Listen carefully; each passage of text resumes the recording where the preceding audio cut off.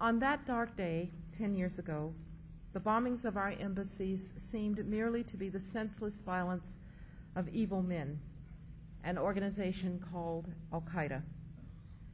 When seen from today, however, 10 years later, after the bombing of the World Trade Center in 1993, the attack on Khobar Towers in 1996, the attack on the U.S. Cole in 2000, and of course, the terror of September 11th, we now see those bombings of our embassies in Nairobi and Dar es Salaam in a new light.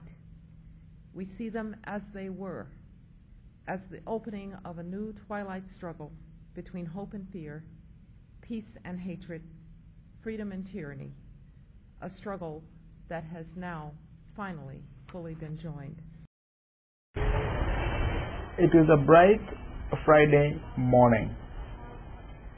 I was driving along Hanslati Avenue going towards Moi Avenue.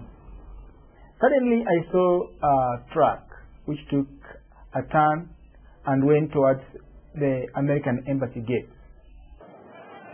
And that's when the huge blast went. And from that day, I have never seen light of day again. The devastating embassy attack in Kenya in 1998 left Douglas Sidialo blind and without hope. I was a very bitter person.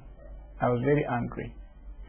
On that August morning, Al-Qaeda terrorists targeted the U.S. Embassy right here in Nairobi. More than 200 people were killed and 5,000 injured. But the victims, 10 years on, say the U.S. government owes them direct compensation.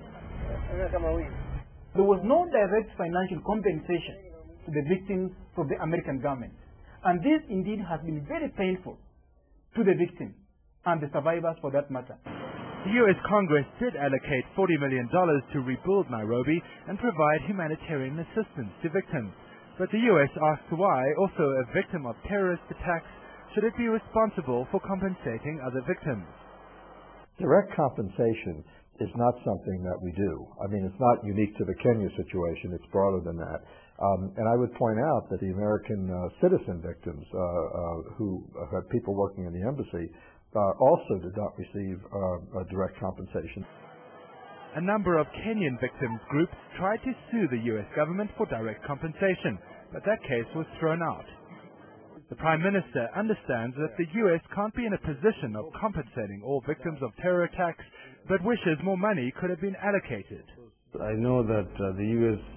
has the limitation because this thing is global, and if you leave it open, of course, more demands will come. But I think that maybe the ceiling could have been set slightly higher. I think that it would have left the people much more comfortable than they are at the moment. Victims like Sidialo have no place else to turn, since terror groups like Al-Qaeda don't belong to one nation.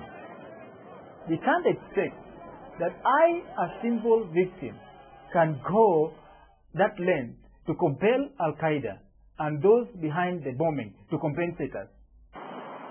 Sidialo has overcome his disability and fears. Guided by a pilot, he has raced across the world and the length of Africa.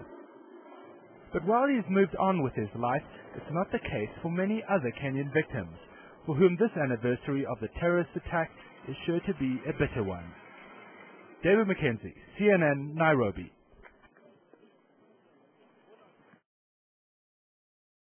10 years ago, Al-Qaeda may have destroyed 2 embassies, but they did not destroy the ties that bind the American, Kenyan, and Tanzanian people. They did not destroy our spirit. Indeed, their attacks only strengthened the ties between our nations.